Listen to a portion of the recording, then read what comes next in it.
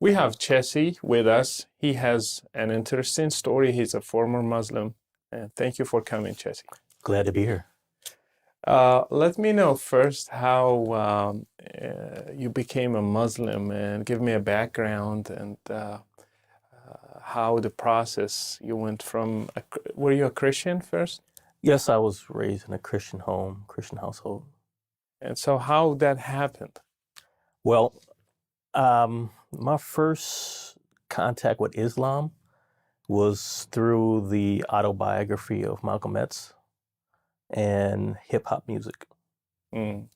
You read the biography and then you were influenced or like Actually, in like 10th grade in high school, we had an assignment where we had to read the autobiography of Malcolm X, and I read it. I was very interested in it. It really captured my attention, and I wanted to know more about Malcolm X and about Islam also. And that made you search more for answers and about Islam? Yeah, that made me search more. Like I said, I read the book, I read his biography. I would read anything I could get about him. And then the movie, the Malcolm X movie, came out by Spike Lee, and that really just inflamed my passion to want to know more about Islam. Because I saw for like the first time like the Kaaba and people going on Hajj, so I became very interested in it. And how did you start your research? How did you find out more about Islam, the religion, not just like a biography and a movie? Well, after the biography and the movie, like I said, and the music, I this is like when the internet first started becoming popular, you know. So I went online and started just searching Islam, and see what I can get. And maybe like the first thing I ever read online was from the Nation of Islam. I would read from their website and some of their material, and then from other groups like this group called the Nation of Gods and Earths, the 5% Nation, and I would read their material as well. And did you get to know Islam through these two sects? Somewhat, because they're not. I mean, Orthodox Muslims wouldn't consider them in their same category. Right. They have beliefs that are totally alien from the Quran and the Sunnah. Right. So people were telling me, well, you need to learn more about real Islam. And I didn't really, well, what's real Islam? I didn't know what the difference is between the two things. Right. So I just kept reading and searching and going to bookstores, trying to read anything I can to really understand what is Islam about.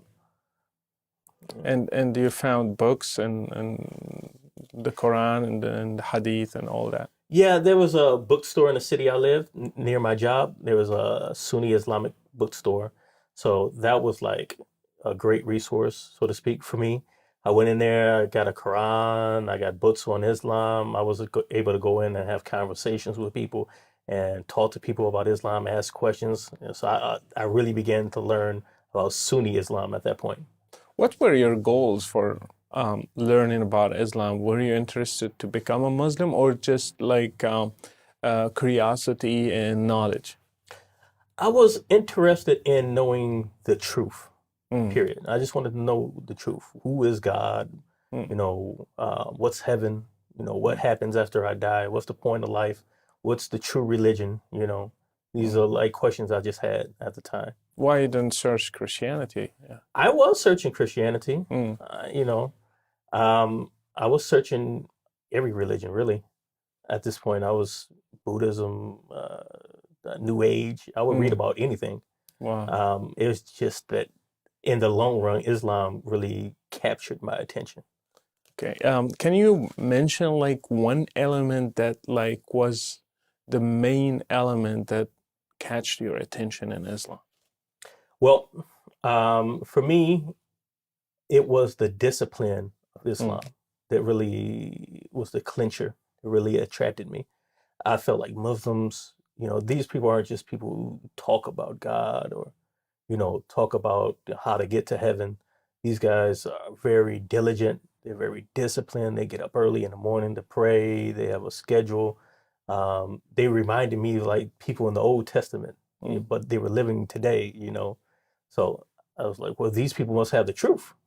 because they live more like, Moses than the people at my church. Mm. And so you like that discipline. You Yes, wanted to be like them. yes. And reading about Islam, were you able to take a decision, or just like more information and more information? Well, it was just more information, more information. I I was very interested in Islam, but I just couldn't bring myself to take the Shahada. Mm. And I actually took the Shahada finally at the bookstore that I told you about that I visited. The bookstore owner, he had assumed that I was Muslim because I came there all the time. Mm. And he asked me one day, "Are you Muslim? Have you taken Shahada?" I said, "I haven't taken Shahada yet." And he Did you direct, know Shahada at I that knew, time? yeah, I knew what the Shahada was, Mm. but I hadn't taken it yet. And there happened to be another person in the bookstore named Ahmed, and he directed me to him, and we went into a corner, and he explained like the pillars of Islam, what the Shahada was, and he asked me, "Do you want to take the Shahada now?" And I took it right there. So you said the Shahada at the bookstore. Yes. Did they do like a follow-up? Like you have to pray at certain time, you have to wash, you have to do that. Did they follow with you, or you just say Shahada and you're gone, and like There, you live your life? now there was follow up. They gave me like a small little book, like the basics of Islam, Mm. explain who's Allah, who's Muhammad, the pillars of Islam, how to make wudu, how to make salah, and he invited me to his mosque. And I went to his mosque, and he was a Tablighi in the Jamia Tabligh, Mm. and there was a Amir, a sheikh of the community, and I met him, and we talked, and we actually talked for like 7 or 8 hours. Mm. I just asked him questions, and he showed me how to make wudu and everything. And did you learn a lot from them, like about your new Muslim life? Yeah, I learned a lot.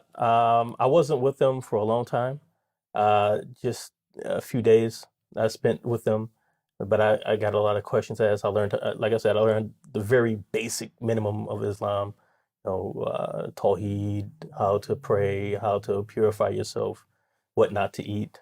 Really basic information. Were you able to practice Islam when you went back?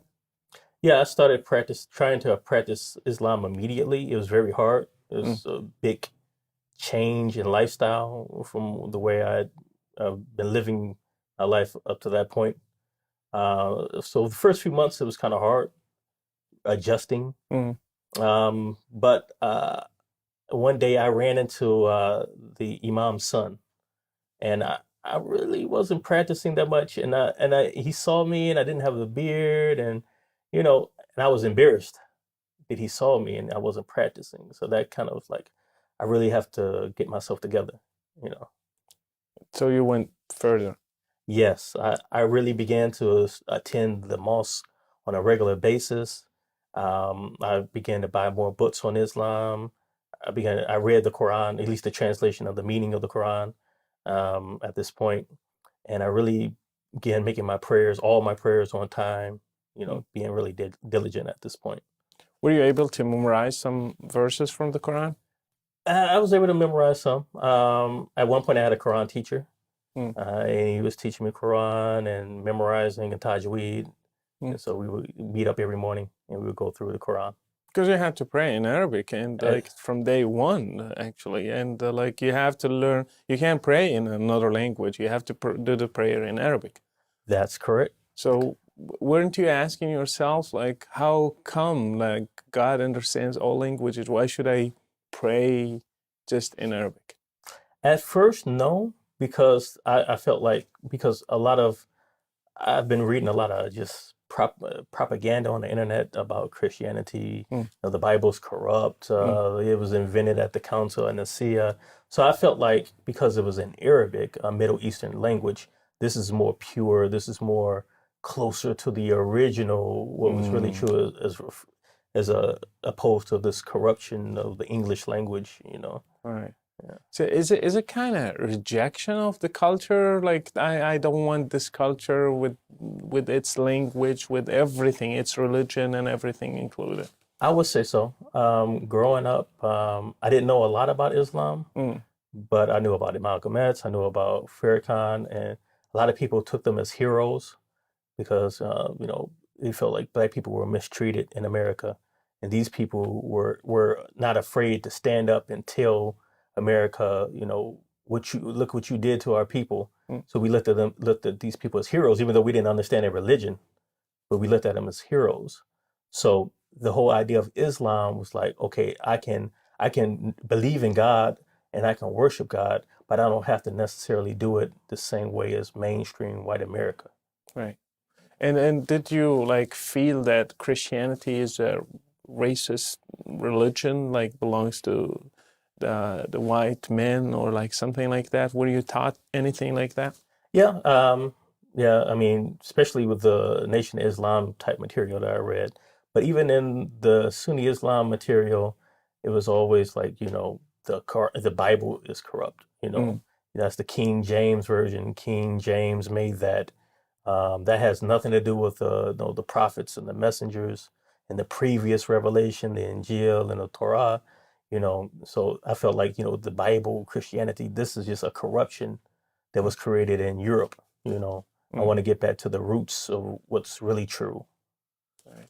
Um, Going back to what you were taught about Islam, like the surahs and the hadiths and everything, how did you grow in your knowledge in your Islamic faith? Well, like I said, I began to go to the mosque on a regular basis. The mosque I was going to at the time, they didn't have a lot of activities. They would just have the Friday prayer, and that was it. And as I began to meet more people, I went to different places. Like originally, I was with the Jamiat Tabligh. I went among those people. Then I went to a mosque with the Jamil Alamin group. They were kind of really radical. Mm. Actually, too radical for me, even. What's so special about them that made them radical? Well, Jamil Alamin, his original name he was known by was H. Rap Brown. He lived in Atlanta. He was a figure in the civil rights movement with an organization called SNCC. And he began the first SNCC. They did a lot of protests and marches, and they got tired of protests and marches. They kind of disagreed with Martin Luther King's nonviolent theology, and they wanted to become more active, more radical.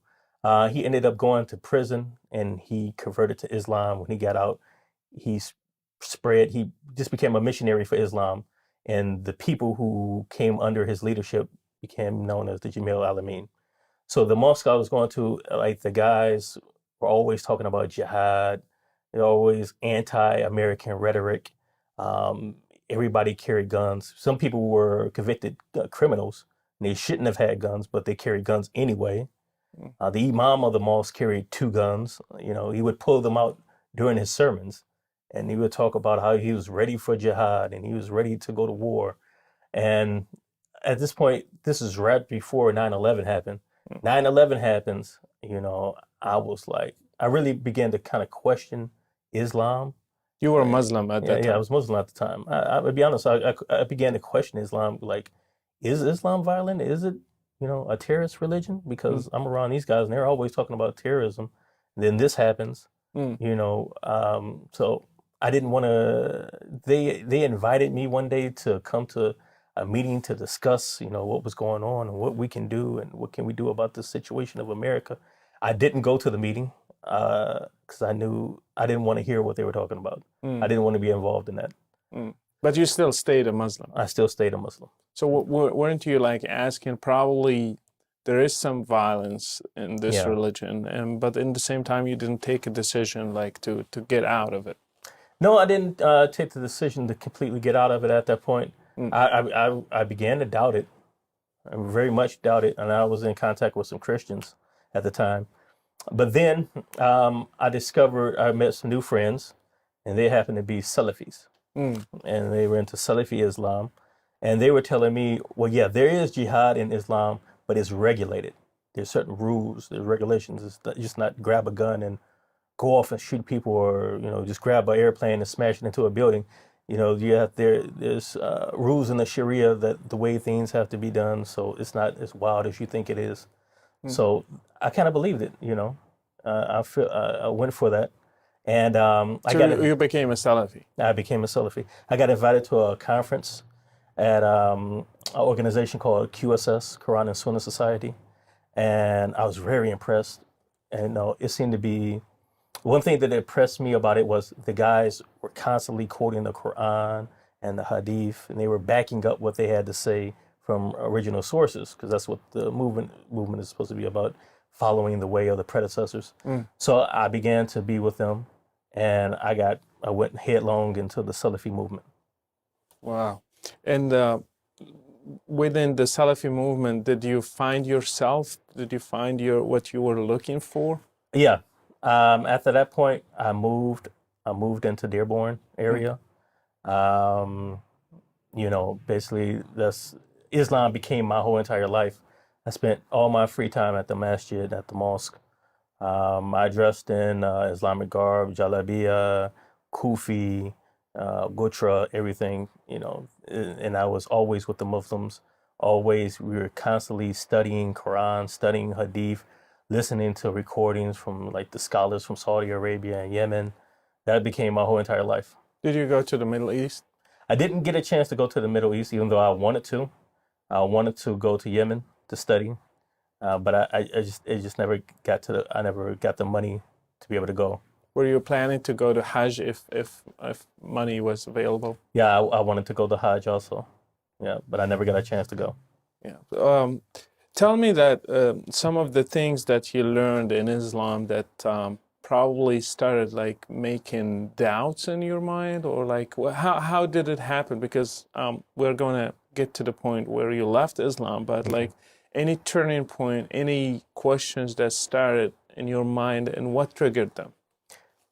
To be honest with you, the thing that I never had at this point, I believe Islam was the complete truth. The Quran was the truth. The Sunnah was the truth. No doubts ever came to my mind until I got married. And I began to have arguments with my wife. I wanted my wife to basically wear jibab, niqab, and gloves. Your wife is a Muslim. She's Muslim. So I wanted her to dress, completely covered. And I wanted her to get up early in the morning before Fajr to study Quran, to study, the books of the scholars. And she felt like, oh, this is too much for me. You're pushing me too hard. And I felt like, well, you're being lazy. If you really believe in Allah and His Messenger, then you need to be diligent about how you are, and especially the way you dress. We used to argue a lot about the way she dressed. And one day during the argument, she just looked at me and she said, "You're brainwashed." And I was shocked and angry at the same time. So I never considered anything like that, and I was angry that she would say something like this. It's kind of blasphemous. But but in the back of my mind, it made me think, am I brainwashed? Because she said, like, everything you say, the brothers at the mosque, they say the same exact thing. You all say the same exact words.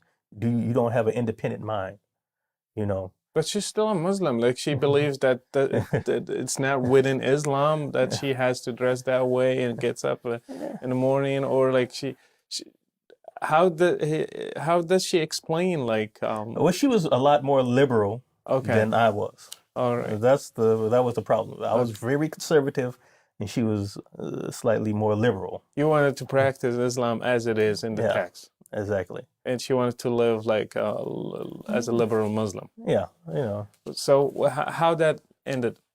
Well, we had a child, and we were trying to get our marriage together. We went to the mosque.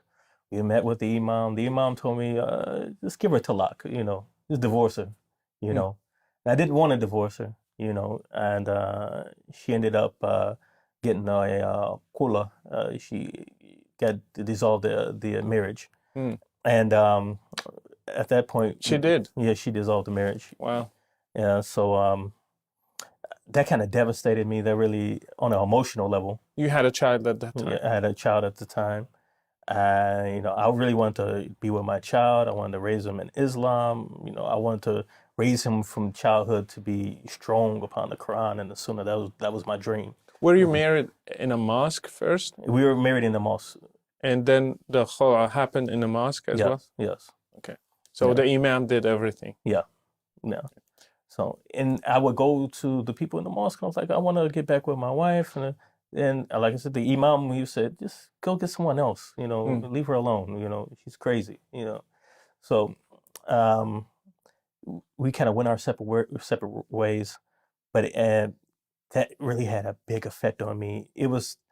I could say my heart was completely hard up mm, until that point. That was the first thing that cracked my heart to make me feel emotional mm, and to think on my own outside of Islam, you know. And I began to think like I've been doing everything the Quran and Sunnah says. I'm living my whole entire life by the Sunnah. mm. From the time I wake up to the time I go to bed, everything I do is according to the Sunnah. I walk into the bathroom according to the Sunnah. I use the bathroom according to the Sunnah. Doing everything you want, Allah. How did this happen? How did this happen to me? Mm.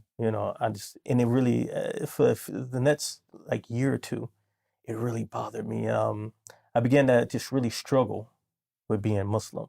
I didn't feel any closeness to God or Allah Mm. at all. And it was 2010, it was Ramadan. Oh, you And did Ramadan all these yeah, I years? did Ramadan all those years. Yeah. Okay. So it was Ramadan 2010. And I was just feeling like my faith was weak. And I was like, I need to really struggle and strive this Ramadan to renew my faith. So the whole Ramadan, I was always at the masjid, praying, night prayer, spending the night at the mosque, doing everything I thought I could do to just restart my Islam. And after Islam ended, the next day, After Ramadan ended. after, yeah, I'm sorry, after Ramadan, the next day, it felt like I was right back at point A. Mm. Like I was right back to where my faith was feeling weak. And I used to do a lot of, try to do dawah, Go to the with Christian. streets. Yeah, go to the streets sometimes, but a lot of internet stuff. I would debate Christians on the internet. And so around this time, I happened to be debating a Christian on YouTube, you know. And the Christian said to me, you believe Allah can do all these different things. You believe Allah comes down during the last third of the night. And he asks, who's praying for me? So why can't Allah become a man? He's not able to? Mm. And I was like, well, it's not that he's not able to. It's just he wouldn't do that. That's not his majesty. It would violate his majesty. Mm. So he's like, why? If he can come down during the last third of the night in a way that suits his majesty, why can't he incarnate in a way that suits his majesty? That's right. Yeah. So I began to think about that. Like, yeah, why couldn't he, Mm.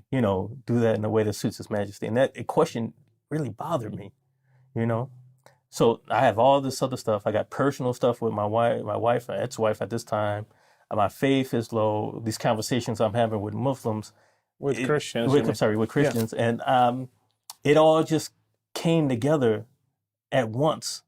And it really, this is a point in my life where I just really became open to question Islam and to rethink what it is I've been doing all this time. Mm. So where did you start? Well, I said, I asked myself, if I die today, what is going to happen to me? Mm. Am I going to Jannah? And I felt like my iman is not strong. I don't know if I'm going to Jannah or not. I don't know where I'm going to go. So you didn't Yeah. have insurance. I had no insurance, nothing. I didn't know what was going to happen to me. And then, having that feeling, and then you get up in the morning to pray Salah. It's like I'm getting up in the morning to pray, but I don't even know if I'm going to heaven or not. It's Mm. like, what am I doing this for? It was, so I started thinking about Christianity again, because that's the religion I was raised in. Mm. It's what I knew the most about. Is what my family was. And then, and up to that time, before Christianity, I was involved in church. I read the Bible. I had been baptized. I knew about Christianity to a Well, certain extent. how did it affect your family when you announced that you became a Muslim? Well, actually, one of my family members, my father, he ended up taking Shahada. My other family members, they kind of they thought it was strange, Mm. but they wouldn't try to challenge me about it, because I tried to give them dawah. I was trying to give everyone in my family You got dawah. your dad. Yeah, I got my dad. So I was trying to give everyone in my family dawah, and they weren't really equipped to address many of the things I was saying to them. They didn't know how to answer. Right. When I would tell them, Jesus was never really crucified. The Bible was created at the Council of Nicaea. When I would say these things, they didn't know what to say. Right. So they kind of try to avoid speaking to me about it. Right. So going back to the struggle you were living in, and like you have no insurance, you have questions, you have doubts, you have everything. How did you like start getting out of Islam? Well, it was in December of 2010. I was just all alone. I had an apartment and I was staying by myself at this time because before this, I stayed with Muslims. I stayed in the house with lots of Muslims. I was always around Muslims, and I had moved at this point. I moved out of Dearborn, and I moved to another area. So I was kind of away from all my friends and the community I had. So I spent a lot of time alone. And spending time alone, I really began to think about all these different questions that were going through my mind, especially about what's going to happen to me when I die. So I just had this overall just feeling like I need to read the Bible. I need to get a Bible. It's just like this urge inside of me, like get a Bible and read it. So I just went online, just Googled the Bible, and Matthew was always my favorite gospel growing up. So I just began to read Matthew, and I read the whole entire book of Matthew in one night. And by the time I finished reading it, in my heart, I knew I didn't believe in Islam anymore. Wow. I was like, Jesus offers salvation. He's us. I'm in need of saving. And Jesus is a savior. Right. So I need Jesus. This is the perfect relationship. No, there's no savior in Islam. I've been trying to save myself for the last decade. And after, even just from I'm looking at my worldly life, it's in shambles, it's not going well. And I'm not even sure about my afterlife. So I've dedicated myself on all this time to Quran and Sunnah and to Islam. And I don't even know where I'm going to go when I die. And I don't even have my earthly life together. I need somebody to save me. And Christ was a savior. And I just knew in my heart that it wasn't corrupt. It's not a lie. It's not the white man. No, Jesus is a savior. And that weekend, that Saturday, in my heart, I left Islam. In my heart. But that Monday, I was at work. I was working at the time. And I said, how can you keep waiting? You don't even believe in Islam anymore. But did you still like during those days prayed the Islamic prayer, did the rituals and stuff? I wasn't even making salah at the time. So I was like, are you going to make salah? What's going to happen? Are you going to go to the masjid? People are calling, asking where you're at, Did you try to ask any imam or sheikh some of these questions? Why we don't have insurance? How can I be sure of going to Jannah and all that? At this point, like during this weekend where I was having this experience, no, I didn't speak to any Muslims. I completely closed myself off. Before that? Before that, yes, I researched and I knew the answers. I spoke to imams and shit, what they would say and what I would read is, just make sure that you believe, you're firm upon your tawheed, and you're following the Quran and the Sunnah, and you do your good deeds, and then you will be in the hands of Allah. But as long as you believe in Islam and you're practicing Islam, you'll be okay. So let's go back to the last week. Yeah. How did it end? Well, like I said, at this point, in my heart, even though I hadn't said anything out loud to anyone or even to myself at this point, but in my heart, I left Islam. I didn't believe it, but I believed Christ.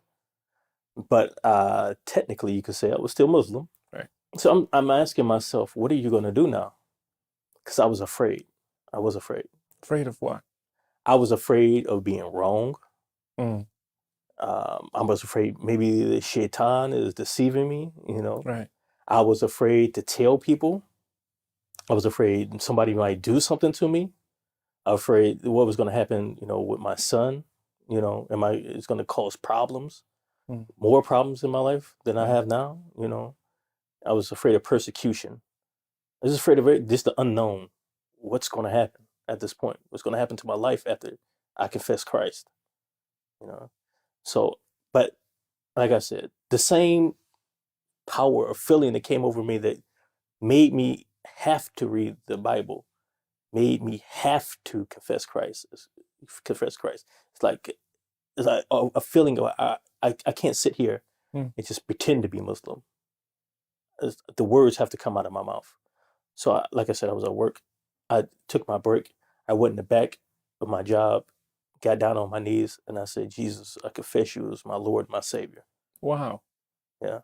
And then just tears just bursted out of my eyes at that point. You know, I went in the bathroom, cleaned myself up, you know, and I started telling people that I left Islam. And I even actually, I did a video and put it on YouTube Mm. telling people, because I felt another feeling besides having to read the Quran, read the Bible, confess Christ. I had this overwhelming feeling that I have to tell people that I was wrong because, like I said, I grew up a Christian. I publicly said that Christ was not Christ.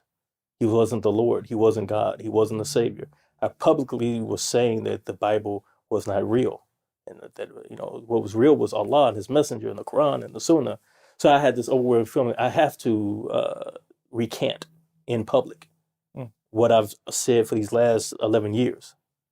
So I just put something on the internet and said I was wrong. You know, Christ is the Lord. Christ is Savior.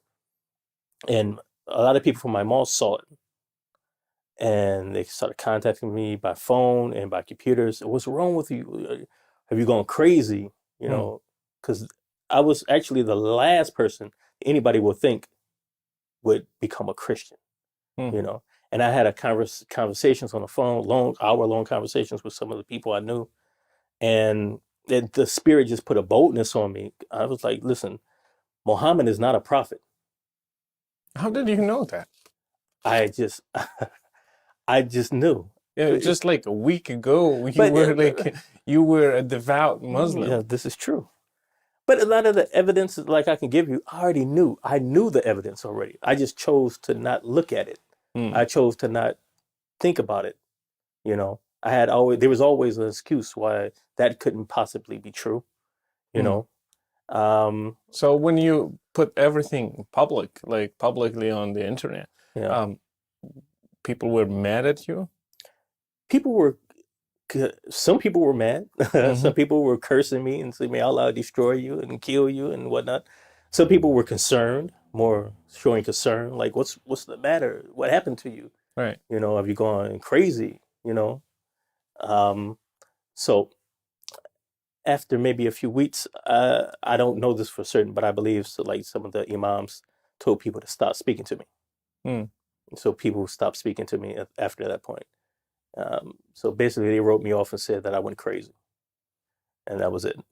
Leave him alone. Don't speak to him anymore. Did you try to reach out like to them or go Yeah, back or? there were a few people I tried to reach out to, and I even went back and forth with, and I tried to explain to them. I explained in detail why I left Islam. These are the reasons I left Islam. You know, the you say you believe in the previous scriptures. The only previous scriptures that exist is the Bible. There is no other previous scripture. If you claim that this has been corrupt, you claim that there was some other revelation, where is it at? You know, are you basing your life on another Injil, another Torah that nobody's ever read or seen before? You know, Right. I see this, I see the Bible, I can pick it up and read it right now. Show me this other Injil and other Torah. Right. Nobody can show it to you. It exists, but it doesn't exist. You know, I was like, that's like building your house upon sand. Mm. You know, why do I want to build my house upon sand when Jesus is the rock? And I began to tell people, like, look at Muhammad. How could he be a prophet? Look Mm. at the thing. Look at his behavior. Look at his attitude. What prophet ever behaved like this? What prophet was visited by an angel and he was afraid of the angel? He wanted to commit suicide. You know, Mm. he thought he went crazy. He had to run to his wife. When did that ever happen to Moses or Abraham or anybody like that? Doesn't that sound weird to you? You Mm. know, and people would just get silent. They just wouldn't know what to say. And you know Yeah. this at that I time? knew I knew that. I knew all of it during the time I was Muslim. I knew that. Mm. But I didn't it was almost like there was like a veil over my eyes. I knew it, but I didn't want to acknowledge it. Well, sometimes like I give people excuse if they are ignorant or like they don't know some stuff Yeah. because they are new to Islam and Yeah. they don't know hadith. Like you have to be really, I mean, deep into the Yeah. go read Sahih Bukhari, Sahih Yeah. Muslim, the biography of Muhammad according to Ibn Hisham or whatever. Like the meat of Islam. You have Yes. to be really, you know, Arabic, you know, the terminology, you know, all this stuff. But like you know this stuff. Yeah. Why you stayed a Muslim? I honestly looking back, I can only say that it was spiritual, really. Uh-huh. Looking back, I can't give you an intelligent reason Right. why I remained Muslim, even though I knew these things. It was just this a spiritual stronghold that was upon me, Mm. and at that time, then that last week of being Christian, it was broken from me when my heart became softened. I was actually willing to really think about these things and really say these things out loud. And especially when I picked the Bible up and read it, and I read the gospel, and this is true. I can't say this is not true. It is true. Hmm. You know. Can you mention, like, you start mentioning some things about Muhammad and Islam? Give me like several reasons why um, a Muslim should not stay a Muslim. Why should, like, you left Islam because you found out this Mhm. stuff and you found the alternative as well. Yes. Like, can you give me like some reasons that we should think about? And we should, like you mentioned, how Muhammad lived. You Mhm. mentioned like they always mention the Bible, but they are talking about a version that exists only in their minds. It doesn't exist in reality, never existed in history. Yeah. So give me like solid reasons so people who will watch this will learn from your experience and will say, yes, I have to answer these questions. Okay. One thing I learned was that anyone can claim anything. Mm. Anyone can claim anything. That's why there are thousands of religions and thousands of sects and thousands of ideologies in the world, because anyone can claim anything. But it's the burden of proof is on the claimant. Okay. So the person who makes the claim is burdened to prove what they have to say. So when the Muslims say, when your imam tells you the Quran is corrupt, I mean the Bible is corrupt, that the Quran has never been changed, it's never been corrupt, and they tell you that all the previous messengers were Muslim, the burden of proof is on him to prove it, right? Mm. Me saying it, or just because I have an authoritative, name behind me and I say it, that doesn't make it true. Mm-hmm. I could say that Jesus was an alien. Right. Are you going to believe me? Right. Just because I say it? I'm on television now. Yeah. If I claim it, does that make it more authoritative? No. No. I have to prove what I'm saying. So I began to realize that the things Islam said about Jesus, about the Bible, about Christianity, about the origins of Christianity, they were claims. Mm. But I've never seen any real proof to substantiate any of these claims. And yes, people will talk about the Council of Nicaea. They will talk about variations in some of the manuscripts of the Bible. But when you really investigate these things, you realize the conclusions that they bring out from these so-called evidence isn't what they claim it is, right? Right. Right. You know, Right. so yes, there was a council of Nicaea, but there's no historical record that someone created the Bible at the council of Nicaea or created the deity of Christ there. Right. And the primary evidence doesn't say that. So show me primary evidence that says that. And to this time, no one has been able to show me any primary evidence Right. that says any of these things that you claim. So since you can't prove what you claim, I am personally not obligated to believe you or follow you. Mm. Right? I'm obligated to follow the truth. Right. And the truth is, there is a God. We know there is God. For me, atheism was not an alternative. I Mm. knew there was a God. And I knew there were prophets. And I knew that they received revelation. And I knew that some of the things that they were told had to do with the human condition. I am a sinner. That was another revelation that I received that weekend. I am my problem of why I don't have any assurance, and my problem why I can't get myself together is that I'm a sinner. I really like sinning. Mm. Despite this jalabia, despite the beard and going to the masjid and staying up all night making night prayer, at the root of my heart, I'm a sinner and I really love to sin. Right. I don't like, I say I like God, but I don't like the things that God likes, really. Mm. So I would love to have a ritual I can do that it just gets me into heaven. But God is a holy God. He's a holy God. Right. So even in Islam, they tell you no one enters into Jannah unless they have a pure heart. Right. So how do you get your heart pure? By making wudu? If I rub tap water on my body, that's going to make my heart pure, so I can stand in front of the holy God. Mm. That doesn't make sense to me. Yeah, Right. it seems like it would take more than that. And then you have the story of Adam and Eve, right? Mm-hmm. Adam and Eve sin. And the Quran says, well, Allah gave Adam some words. He And he says the repented. words, he Yeah. forgives him. Okay, if he forgave him, then why didn't they get to stay in Jannah? Mm. Why am I not in Jannah? What Right. did I do to get kicked out of Jannah? If I'm born pure, on the pure Islam, why can't I just be transported straight to Jannah?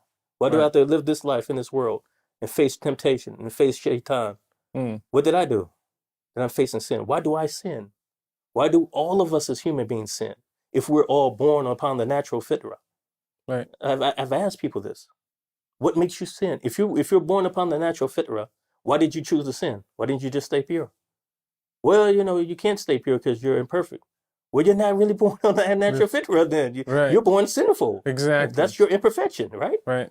And it's like, well, nobody wants to admit that. So you found contradictions there. Yeah, It's not. exactly. It's not consistent. Like it, Exactly. and these led you to make a decision to go back to Christ.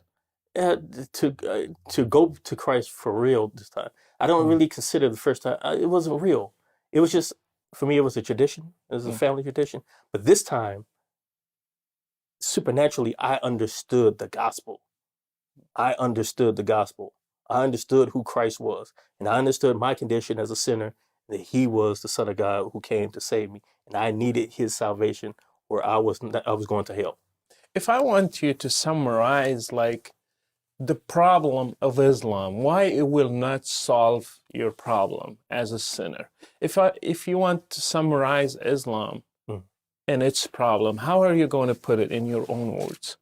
I would say that Islam makes God very cheap and petty, How? because to appease God, a holy God, you're saying that sinners, all they have to do is do these rituals.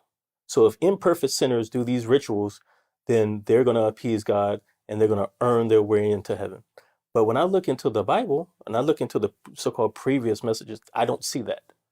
I saw a holy God. When he set the temple up, they had to do things exact in a certain way. It's like the two men, I can't remember their name, but they offered a strange fire to the Lord. Mm.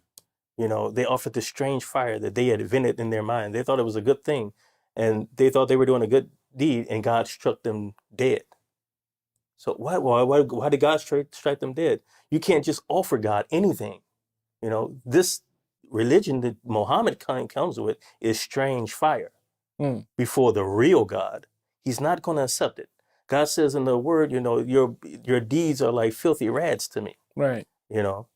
So you think you're doing something holy. Like I actually thought I was righteous when I was Muslim. I can remember we used to stand outside the masjid and we would see the non-Muslims walk past and we would laugh at them because look at these kafirs, they're so dirty, they're sinners.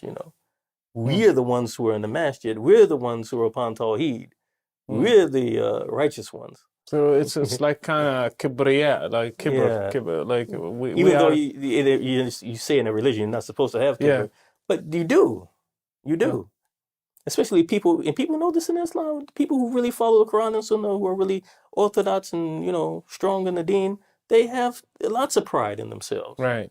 You have to, if you think you're earning points to get into heaven, that's prideful in itself. I Right. don't care what you try to say you're humble or whatever you try to say about yourself.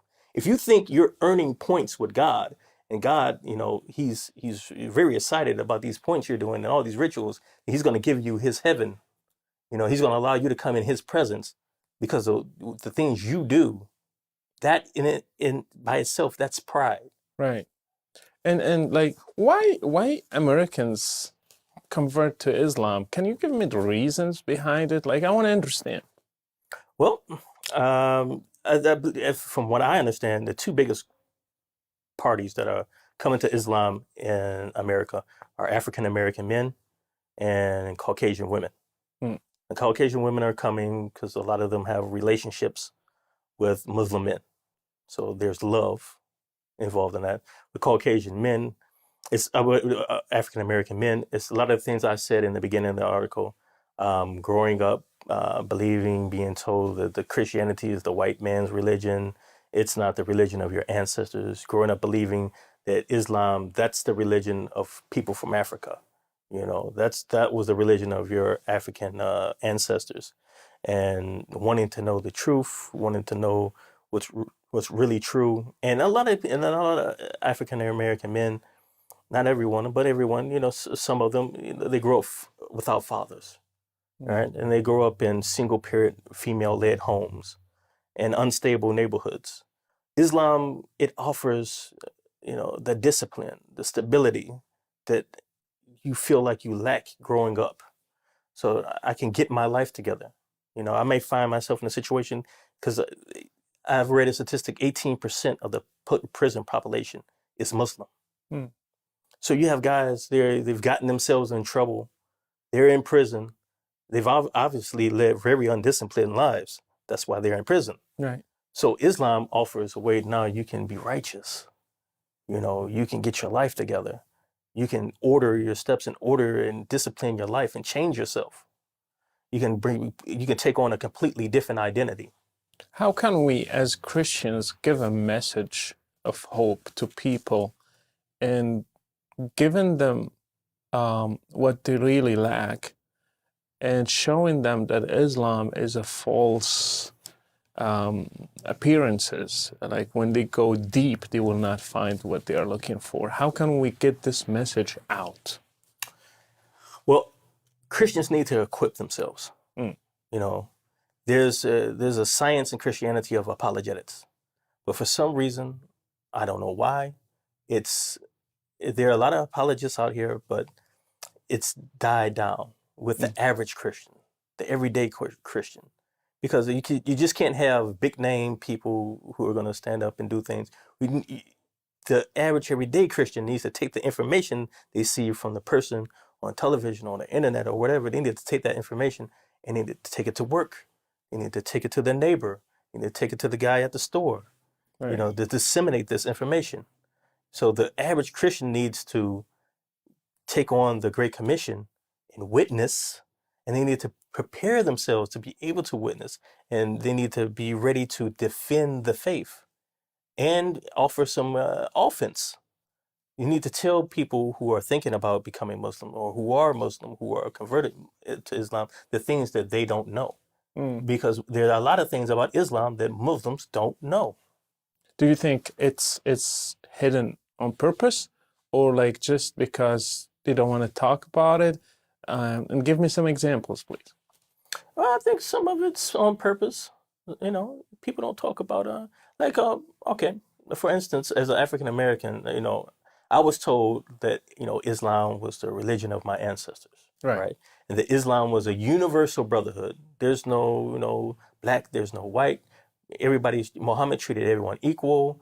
When you come into the mosque, you stand next to an Arab, you stand next to someone from Africa, you stand next to an Asian. You all line up as brothers. And unlike Christianity, you have the black church and the white church and this church and that church. So, but I never knew that, Muhammad in an authentic hadith, he was with his companions and a black man walked past and he says, if you wanted to see what shaitan looks like, look to this man. Shaitan looks like a black man, Mm, So black skin is something evil? What's that about, mm, You know? And I didn't know that Muhammad owned slaves. right. He had a slave that they called the ship. Mm. because he would carry so many loads. He was like a ship. Oh, well, that's not the side of Muhammad that I was told about. Mm. I didn't know that, that Arabs, there was a hierarchy that, Allah looked upon the earth and he saw the Arabs and he liked them the best. And he saw the tribe of Quraysh and he liked them the best. And then he looked to Muhammad's family and then he looked at Muhammad these are the people he liked the best. He didn't pick, so the hadith doesn't say he picked because Muhammad and his family was so righteous because they Right. were pagans, Right. right? He just liked these Arabs the best, what kind of, that's a contradiction in what you're telling me. Right. So, and I didn't know about these things till years after I took my shot. So you felt like you have been deceived somehow. Yeah, Like exactly. the message is so like nice and all the nice things in Islam, and the rest is hidden. Exactly. You have to study and dig for it. Yeah. They will not show it to you. How about jihad? Well, that's another thing. A lot of times these guys, they go out and they make dawah. They tell people, jihad is just defensive. Mm. You know, wouldn't you defend yourself? Wouldn't you defend your family Right. if someone wanted to attack you? Look at the war in Iraq, how the Americans came and they invaded Iraq. Look what they're doing across the world. That's just Muslims defending themselves, Right. you know. But they don't tell you about Muhammad and his companions invading tribes and taking tribes of Jews and chopping all the men's heads off and taking the women as concubines and wives. Nobody ever tells you that part, Right. you know. Because if you knew that part, then the whole thing about just defense would make sense, They don't tell you about abrogation. Mm. They don't tell you about how when Muhammad's early life and the hadith and the parts of the Quran, the people like to quote about peace. And if you kill one person, it's like you killed the whole world, and all these things have been abrogated. Mm. You know, so what's left now is offensive jihad. That the leader of the Muslims needs to take the sword, and the Muslims are obligated to take the sword to the kuffar, to the non-believers. Now, under certain situations, we can revert back. We can revert back to these passages that have been abrogated until we become strong. Then, when we become strong, it's time for jihad. Right. But nobody tells you that part. Wow. How did you find about it? You had to Well, dig yourself? yeah, but see, like I said, as a Salafi Muslim, I have spent all my time reading the Quran, in English and Arabic. I had a goal to try to read all of Sahih Bukhari. So I got maybe halfway through it. I'm reading the whole entire books of Hadith. Right. So the Hadith are there. Right. You read them. So But if you're not a type of Muslim who does that study, you just go to the mosque, you just pray, and that's it. Maybe you listen to the sermon. That's as far as you go. You wouldn't know. Going back to your story, were you able to talk to your wife and get your son and explain to her like what happened, the big change that happened into your life? Well, yeah, she definitely wanted to know what happened, like, because everybody shot. Everybody was shot. How Mm. could this guy become Christian? So I explained it to her, and she said, "Well, I thought about it." So at this point, she doesn't know what direction she wants to go. But as far as my son, I take my son to church every single week. And my son, he has a child's Bible. I read it to him, So and he you has, went back together yeah. as a husband and wife? No, we have not gone back together. Okay. But this is the time I spend with my son. Okay. So I train my son in the Bible. I take apologetics and I bring it down to his level, and I explain the word and why Jesus is who he is to And him. she's okay with that? She's perfectly fine with that. Perfectly fine with that. Okay.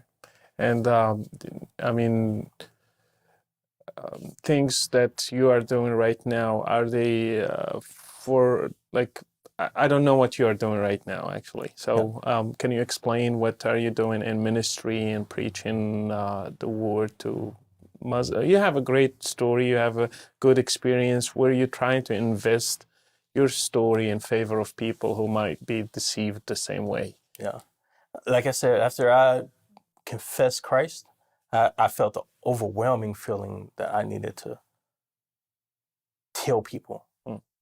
tell people what happened to me. And I started making these YouTube videos talking about Islam and how I became Christian. Um, I sent an email off to ABN, and he put me in contact with David Wood. So me and David Wood met each other, and we've done things in ministry together. Sam Shimon, I've done things with him. I've done things at the Arab Festival, passing out tracts. I've appeared on a few shows. I'm here speaking with you, That's good. So these are the opportunities that the Holy Spirit has opened for me to preach Christ. Amen. Well, thank you, brother, and God bless you, and God bless your family, your ministry, your son, and everything you are doing. Thank you. Thank you.